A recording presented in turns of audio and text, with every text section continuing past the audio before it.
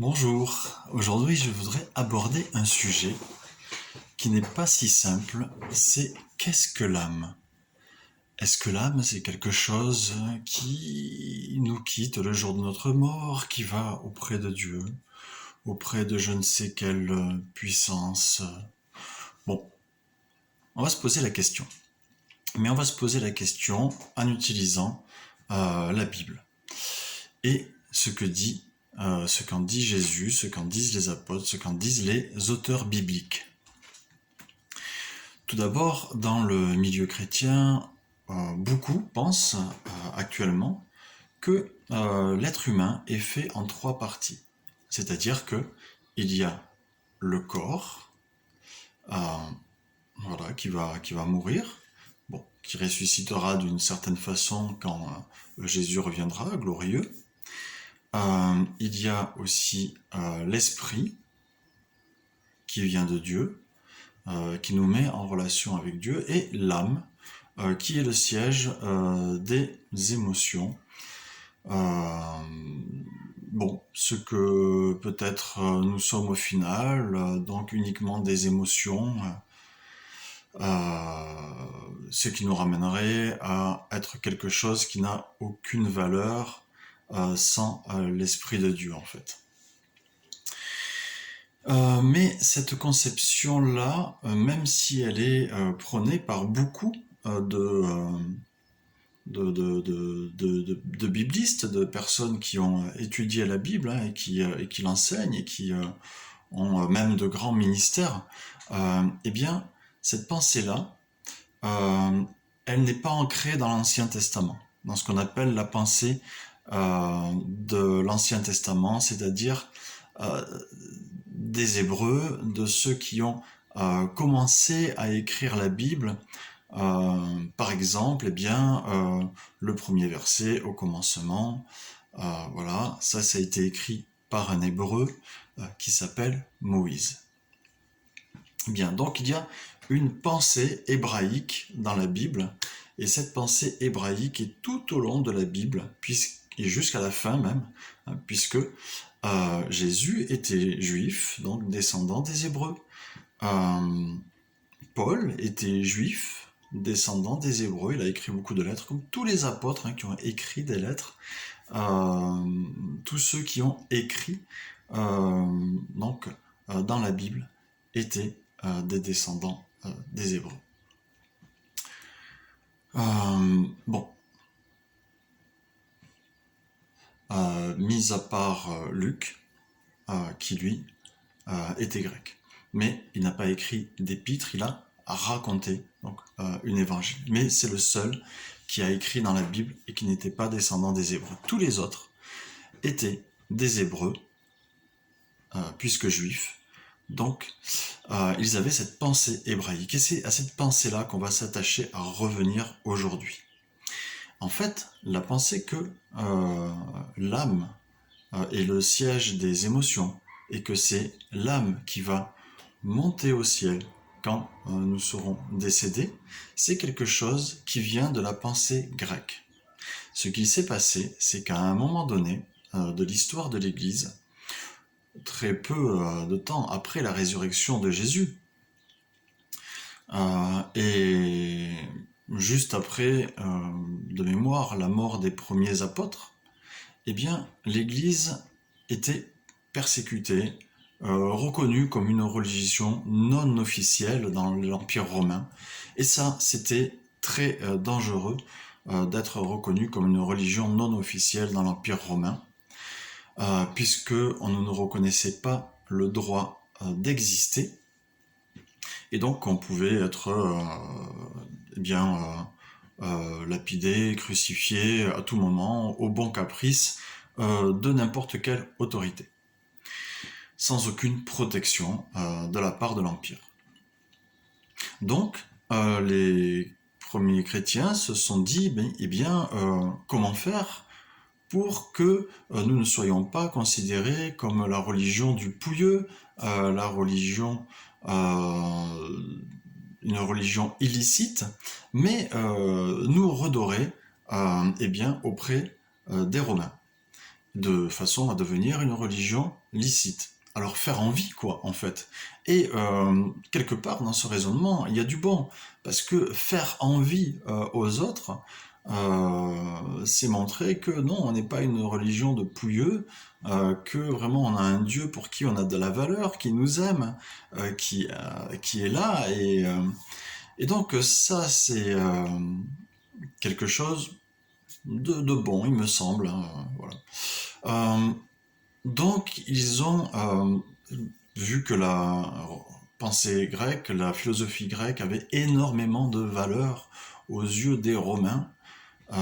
Eh bien, la- les premiers chrétiens donc se sont mis à rechercher cette philosophie grecque et à intégrer des éléments de cette philosophie dans leur religion. Ce qui fait que ils ont fait des écrits, ils ont transmis des enseignements, et ces choses se sont retrouvées jusqu'à nos jours dans les commentaires de nos Bibles. Même les meilleurs, eh bien, il y a des commentaires qui sont inspirés de la philosophie grecque et qui n'ont rien à voir avec la pensée hébraïque. Donc, nous, chrétiens, qui croyons que Moïse, Paul, Jean, euh, Ézéchiel, Salomon, tous ont écrit sous l'inspiration du Saint-Esprit. C'est-à-dire que la pensée hébraïque n'est autre que la pensée de Dieu. La pensée hébraïque n'est autre que la pensée de Dieu. C'est-à-dire que ce que l'Esprit Saint, ce que Moïse a écrit, c'est l'Esprit Saint qui le lui a dicté. C'est Saint-Esprit qui lui a dicté. C'est Dieu directement. Et ensuite, les chrétiens, plus tard, ont déformé ces choses-là que le Saint-Esprit avait données pour, eh bien, s'adapter à la culture ambiante et être acceptés par la culture ambiante. Mais ces chrétiens-là n'étaient pas inspirés par le Saint-Esprit. Sinon, ce qu'ils auraient écrit se serait retrouvé dans la Bible. Mais ce sont des à côté. Et aujourd'hui, si c'est dans nos Bibles, c'est sous forme de commentaires. Ce n'est pas le texte officiel. Voilà, donc il faut bien faire attention à ce distinguo. Alors, si l'âme n'est pas ce qui est décrit dans la pensée grecque, et cette chose qui est dans la trichotomie, je crois, la façon de voir l'homme en trois parties, corps, âme et esprit, qui n'est pas fausse à un sens. C'est pas faux de dire non plus que l'homme est corps, âme et esprit. Mais il faut replacer les choses dans la pensée hébraïque. Alors on va voir, premièrement, comment c'était dans la pensée hébraïque. Alors, comme je disais, la plupart des biblistes, des commentateurs, des théologiens qui enseignent aujourd'hui cette tripartite, voilà, tripartite de l'être humain, cette tripartite de l'être humain, corps, âme et esprit, en disant que l'âme est le siège des émotions et que c'est l'âme qui va se retrouver au ciel, eh bien, ces personnes-là ont étudié la Bible, hein, comme je vous ai dit, ils ont fait des enseignements, mais ils ne sont pas revenus à l'origine de la pensée hébraïque, et c'est ce que nous voulons faire aujourd'hui. Ils se sont juste arrêtés à ce qui leur a été transmis. Ils ont respecté l'enseignement de leur père qui leur ont transmis eh bien, des enseignements erronés qui venaient de la pensée grecque. Alors, pour avancer, on a quand même un dictionnaire de théologie biblique que je vous recommande. On a aussi un précis de doctrine chrétienne qui vient de Jules Marcel Nicolle, voilà, hein, qui était donc un excellent théologien à mon sens, parce que il connaissait l'hébreu, il connaissait le grec, et il s'attachait non seulement, en plus de connaître le grec et l'hébreu, à revenir eh bien, à ce qui était à l'origine. Tout comme, par exemple, Jean-Marc Taubois. voilà pour un petit peu les influences, mais mon influence c'est surtout la Bible. Vous voyez, parce que j'ai lu la Bible tout seul pendant 10 ans, quand je me suis converti, c'est un de mes meilleurs amis qui m'a offert la Bible, bien entendu, je me moquais de lui, mais j'ai pris la Bible, je l'ai lue tout seul, la Bible protestante, puisqu'il était protestant évangélique, c'est ce qu'il m'a offert. J'ai pris la Bible catholique, j'ai pris la Bible des témoins de Jéhovah, et j'ai lu tout ça, les trois à la fois en un an.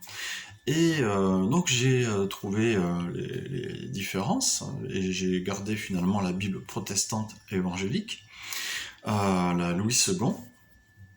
C'est ce qui m'a paru le plus correct. Et puis, cette Bible, sans jamais accepter d'aller dans une église évangélique, j'y suis allé à un moment donné. À un moment donné, j'ai accepté de rentrer dans une église évangélique. Mais pendant 10 ans, j'ai lu tout seul. Et pendant ces 10 ans, le Saint-Esprit m'a travaillé, m'a formé sur certaines choses. Il y a d'autres choses qui sont passées à côté parce que j'avais pas de frères et sœurs pour me mettre le doigt dessus. Mais euh, quand je suis arrivé dans une église évangélique la première fois, et même la deuxième fois, la troisième fois que j'ai fréquenté des diverses églises, eh bien, j'ai trouvé qu'il y avait quand même pas mal de choses qui ne correspondaient pas avec les textes. Parce que chacun prend les textes qui les arrangent, et souvent, même c'est atroce à dire, mais il y a des pasteurs qui n'ont pas lu, même pas lu, la Bible en entier. C'est incroyable. Il y a des pasteurs qui ne se sont même pas attachés à comprendre l'ensemble des livres bibliques. Mais où va le monde, quoi? J'ai été même encore plus catastrophé quand un prêtre est venu chez moi, parce que nous voulions faire quelque chose, donc le prêtre est venu chez moi, nous avons discuté de sa formation théologique et de la mienne, on a comparé, et je n'ai rien dit, mais j'étais choqué d'apprendre que tout d'abord, ils apprenaient la philosophie grecque, deuxièmement, les écrits du pape, et ensuite la Bible. Qu'est-ce que c'est? Mais où on va? Mais par qui est qu'on dit oui? Le peuple de Dieu? Je vous le demande.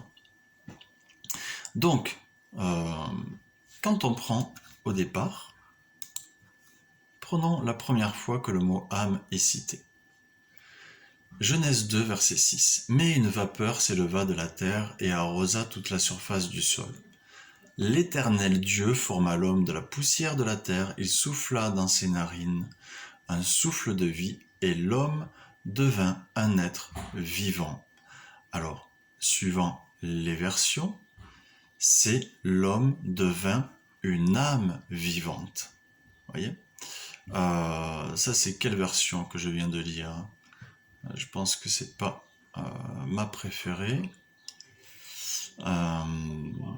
Je n'arrive pas à voir quelle version c'est, mais en tout cas, bon, c'est une Louis II quand même, mais il y a diverses. Moi, ce que je préfère, c'est quand même celle à la colombe. Là, en tout cas, dans la Darby, qui est la plus proche aussi du texte biblique de base, c'est l'homme devint une âme vivante. C'est-à-dire que Dieu a soufflé son esprit dans le corps qu'il avait formé. À ce moment-là, ce qu'il se passe quand on lit le texte, c'est que le corps formé de la terre reçoit l'esprit. Et il devint une âme vivante. C'est-à-dire que le corps et l'esprit à l'intérieur devint une âme.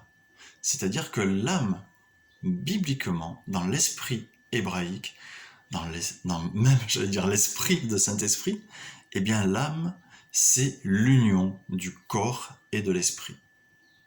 Ce n'est pas quelque chose de séparé. C'est comme si je vous dis que dans ce verre, voilà, dans ce verre, eh bien, je vais mettre de la fraise, parce que j'aime ça, n'est-ce pas? Alors, vous voyez, imaginons que ce verre, hein, c'est un corps, et je mets de l'eau. Parce que sinon, c'est un peu trop sucré. Je vais quand même me désaltérer à la vôtre. C'est trop bon. Merci Jésus. Donc, en fait, c'est une fraise à l'eau. C'est dur aussi. Et on dit même si j'avais de la menthe, on dirait c'est une menthe à l'eau. On cite deux choses. La menthe et l'eau. On cite pas le verre, mais le verre il est dedans. Et en fait c'est une âme vivante. Voilà, c'est-à-dire que c'est, on cite, il y a le corps et l'esprit, et les deux, c'est l'âme vivante. Et quand on prend l'autre traduction, Louis II, on voit qu'ils ont traduit âme par être. Et on voit aussi dans un verset qu'il est écrit l'âme c'est la vie. Non, le sang c'est la vie. L'âme est dans le sang. D'accord? Le sang c'est la vie. L'âme est dans le sang. La vie est dans le sang. Donc, on va voir un autre verset, le psaume 103, qui nous dit, au verset 1, psaume de David, « Mon âme, bénis l'Éternel, que tout ce qui est en moi bénisse son saint nom. Mon âme, bénis l'Éternel. » Alors, mon âme, que tout ce qui est en moi, c'est-à-dire que l'âme, c'est tout ce qui est en moi. C'est le corps et c'est l'esprit. C'est aussi les émotions, c'est aussi les pensées. L'âme, c'est tout ce qui constitue mon être. C'est ma personne. Et d'ailleurs, on dit même un village de tant d'âmes. Ça se dit. Oui, il y a quand même quelque chose d'hébraïque qui est passé dans la sagesse populaire. Alors, quelque chose de biblique quand même, qui a été préservé malgré l'influence grecque. Donc on voit bien que même pour David, auteur des psaumes, eh bien, son âme, ce n'est pas le siège des émotions, ce n'est pas quelque chose qui est juste à la joie, à l'amour, l'envie, le désir, la jalousie, ce n'est pas ça. Parfois, ça peut être utilisé pour ça, le mot âme. Mais, le plus souvent, bibliquement, c'est utilisé pour l'être entier. Et donc, c'est pour cela qu'il commande à son être entier, à tout ce qui est en lui, de bénir l'Éternel. Je ne commande pas à une émotion, à mon émotion d'amour, à mon émotion de joie, à mon émotion de peine, mon émotion de tristesse, de jalousie. Je ne commande pas à une émotion de bénir l'Éternel. Je commande à tout mon être, parce que dans ma vie, parfois, c'est difficile. Dans ma vie, parfois, j'ai des galères. Dans ma vie, je suis au bout du rouleau. Je suis à sec, vraiment. J'ai plus un copec d'énergie.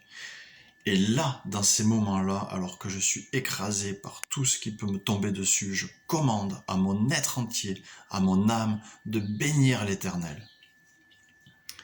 De tout mon être, de toute ma force, de tout ce que je suis, de toute ma pensée.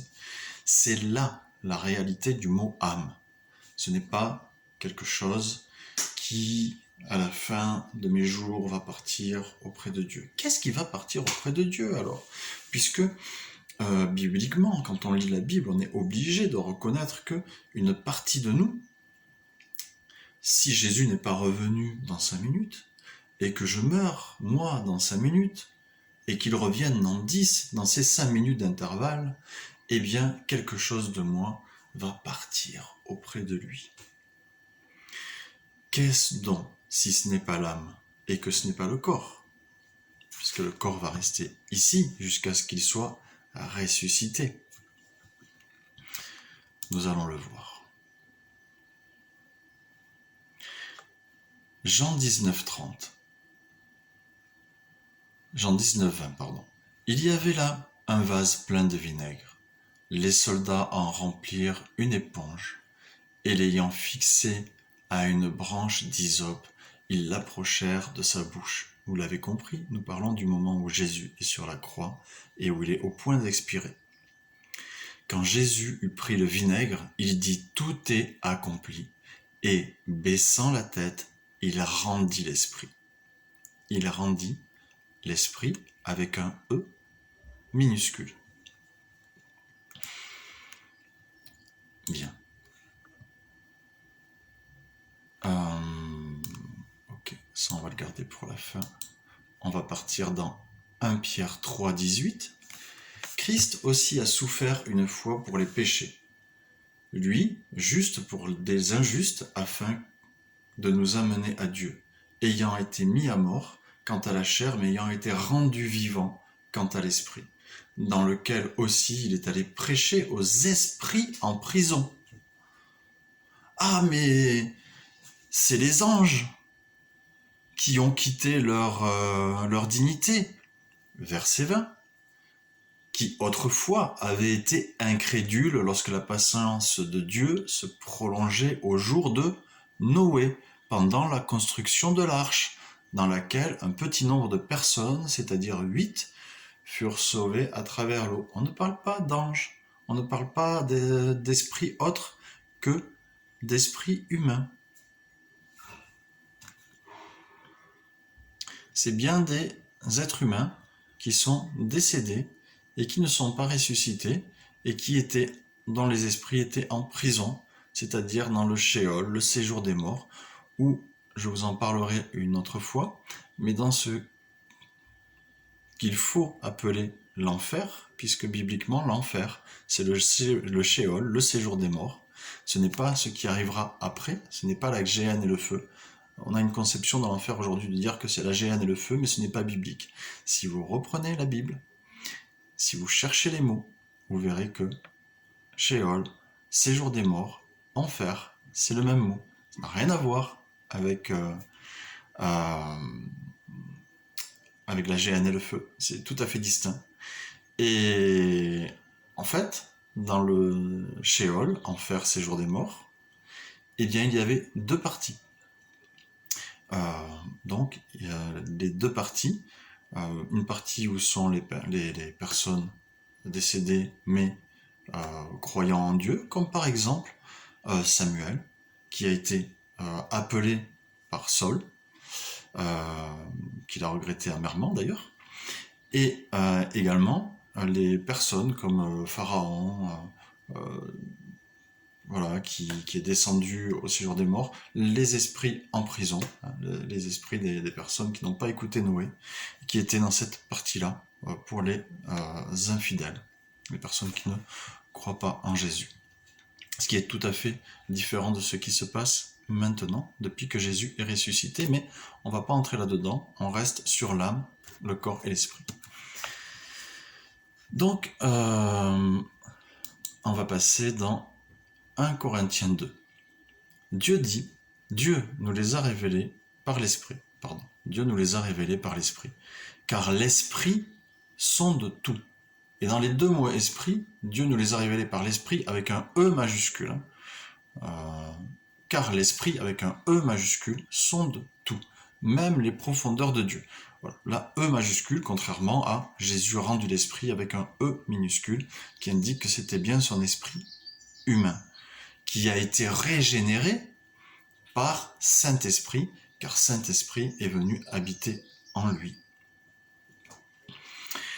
Mais on ne va pas rentrer là-dedans, parce que là, on reste sur ce sujet-là. Mais là aussi, il y a des choses, beaucoup de choses à dire, et à comprendre et à apprendre. Donc, de même, donc lequel des hommes, en effet, au verset 11, lequel des hommes, en effet, connaît les choses de l'homme, si ce n'est l'esprit, avec un E minuscule, de l'homme qui est en lui. De même, personne ne connaît les choses de Dieu, si ce n'est, avec un E majuscule, l'esprit de Dieu. Or, nous n'avons pas reçu, avec un petit E, l'esprit du monde, mais avec un E majuscule, l'esprit qui vient de Dieu, afin que nous connaissions les choses que Dieu nous a données par sa grâce. Donc là, il y a 3 esprits. Vous verrez, il y a au verset 12 l'esprit du monde. Donc ça, c'est l'esprit de Satan. Il y a l'esprit qui vient de Dieu, donc Saint-Esprit, verset 12, verset 10, et verset 11, il y a l'esprit de l'homme. Voilà, l'esprit de l'homme. C'est ce que nous a... Je ne veux pas aller trop loin dans ces choses-là, mais c'est comme si quand Dieu a soufflé son esprit en nous, il nous a donné une... Comme si ça a créé un esprit chez nous, je ne sais pas. Là, c'est un mystère, mais il y a quelque chose de Dieu en nous qui est, même si on ne croit pas en Dieu, il y a quelque chose de Dieu en nous qui fait que nous vivons. Même si la Bible dit que nous sommes morts, celui qui ne croit pas en Dieu est mort, il vit quand même, hein, il respire. Et il ne pourrait pas sans Dieu. Sans Dieu, il n'y a pas de vie, il n'y a rien en dehors de lui. Tout est en lui. Vous voyez ? Même celui qui ne veut pas. Alors bien sûr, au dernier jour, il ira hors de la présence de Dieu, mais toujours est-il qu'aujourd'hui, s'il a un esprit, cet esprit vient quand même de Dieu. Même si c'est un esprit, on est obligé de le mettre avec un petit e, parce que il n'est pas soumis à Saint-Esprit. Il est soumis à l'homme. Voilà. 1 Thessaloniciens 5, 23. Donc là, on est sûr que le Dieu de paix vous sanctifie lui-même tout entier et que tout votre être, l'esprit, l'âme et le corps, soient conservés irrépréhensibles lors de l'avènement de notre Seigneur Jésus-Christ. L'esprit, l'âme et le corps. Effectivement, on peut dire qu'il y a trois choses, puisque l'âme, le verre, contient le sirop de fraise et l'eau. L'âme contient le corps et l'esprit. C'est ensemble.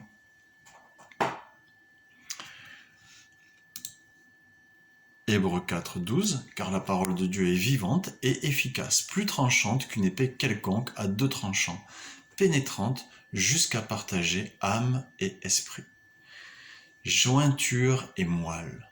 Elle juge les sentiments et les pensées du cœur. Nulle créature n'est cachée devant lui. Ce verset explique que on se sert de ce verset pour expliquer la tripartite de l'âme. Dire, ah tu vois, il y a un corps, une âme et un esprit. Et puis par-dessus, on va broder des choses assez simplistes, parce qu'elles viennent de la pensée grecque, donc c'est facile à quand même appréhender pour notre esprit humain. Mais surtout nous qui sommes cartésiens en Europe, hein, donc on est baignés dans la philosophie des Lumières, etc. Donc ça nous plaît, ça accroche bien, c'est facile.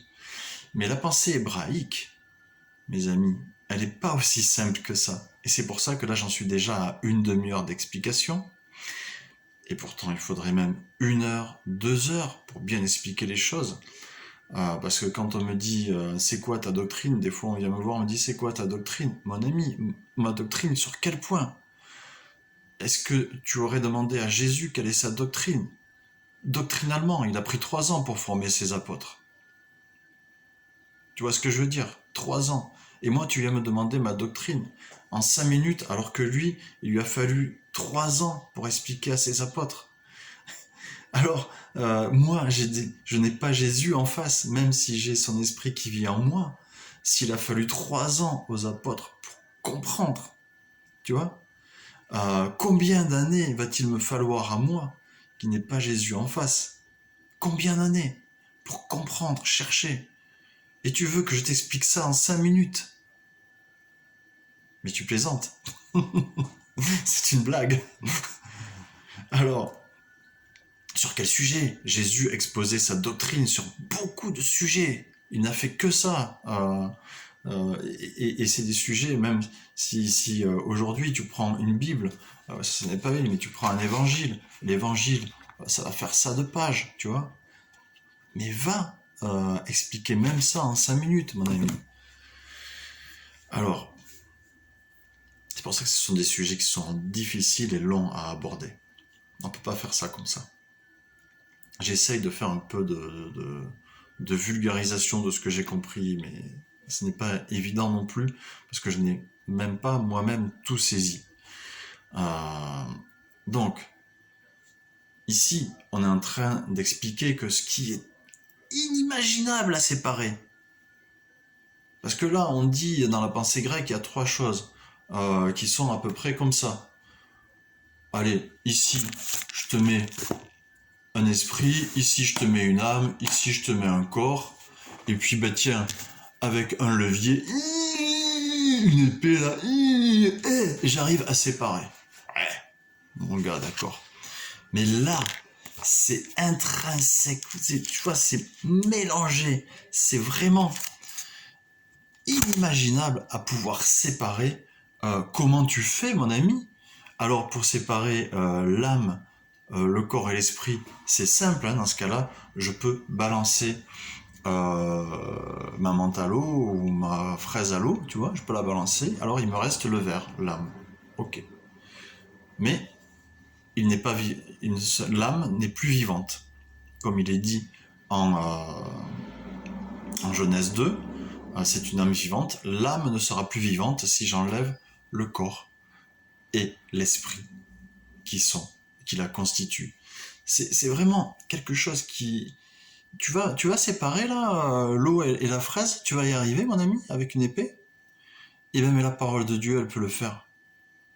Tu vois, la parole de Dieu, elle est capable de faire ça. Ce verset, il est pour expliquer que c'est impossible. Ça paraît impossible, mais la parole de Dieu peut tout. Elle est capable de tout. Et nous, qu'est-ce qu'on fait avec ce verset? On passe complètement à côté.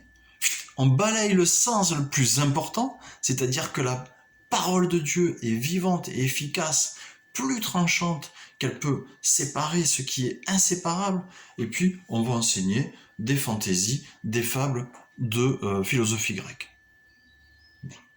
Libre à vous. Mais ce n'est pas ce que je veux faire, et cette pensée n'entrera jamais dans mon esprit. Je l'ai étudiée. Je ne suis pas du genre à, à rejeter quelque chose sans l'étudier. D'abord, une chose m'est présentée, je la mets sur la croix de Jésus, je constate que cette chose ne tient pas. Elle ne tient pas sur la croix, elle tombe. Voilà. Alors, c'est une image que j'ai dans ma tête. Je la porte à la croix, et si cette chose ne tient pas sur la croix, eh bien, pour moi, cette chose n'a rien à faire dans ma doctrine, dans ma théologie, dans ma vie de foi, elle ne m'apporte rien. Ceci dit, avant de la rejeter définitivement, je l'examine quand même. Je regarde pourquoi c'est tombé par terre. Pourquoi ça ne tient pas. Parce que peut-être je l'ai mal mise. C'est peut-être pour ça qu'elle ne tient pas aussi. Je ne l'ai pas mise sous le bon angle. Mais là non, ça ne tient pas. Donc mes amis, tirez-en au moins ces choses-là. Ah oui, je voulais vous citer aussi un petit passage qui nous dit ceci, les mots psyché. Psyché. Oh, purée, j'ai pas fait de grec. Vous le comprenez si vous en avez fait. Qui signifie âme. Ce mot psyché, qui signifie âme, et pneuma, qui signifie esprit, sont parfois employés comme synonymes. Voire les esprits des justes, qui sont parvenus à la perfection, en hébreu 12, 23, et les âmes des martyrs sous l'autel, en Apocalypse 6, 9 à 11. Donc là, ce sont des mots qui désignent divers aspects d'une même nature, qui sont synonymes à certains moments, et on ne peut pas dire avec tant de certitude que ça, que tel mot signifie ceci et tel mot signifie cela. Donc au moins, de tout ce temps que j'aurais pris à blablater, retenez une chose ou deux, c'est que vous pouvez commander à votre être entier, quand vous êtes au bout du bout, eh bien, de bénir l'Éternel, de le louer. Vous pouvez commander à votre être, vous pouvez décider et ne pas vous laisser mener par la situation et par les événements. Vous pouvez toujours être dans votre relation avec Yeshua. Et sa parole que vous pouvez proclamer, si vous n'y arrivez pas, proclamez sa parole, parce qu'elle est plus puissante que tout, elle peut tout. Soyez bénis et une belle journée avec Yeshua.